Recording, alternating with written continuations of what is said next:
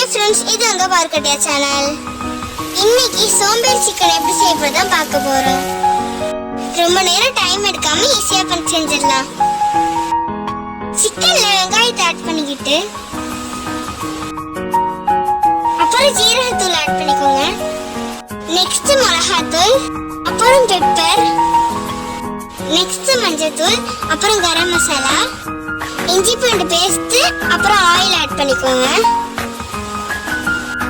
கொஞ்சம் சால்ட்,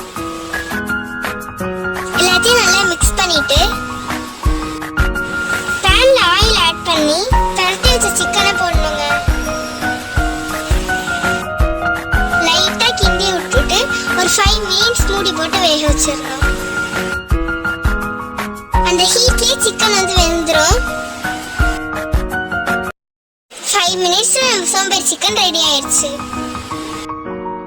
அவ்வளோதான் ஃப்ரெண்ட்ஸ், இந்த வீடியோ உங்களுக்கு பிடிச்சிருந்துச்சுன்னா லைக் பண்ணுங்க, ஷேர் பண்ணுங்க, கமெண்ட் பண்ணுங்க, மறக்காம பெல் ஐகானை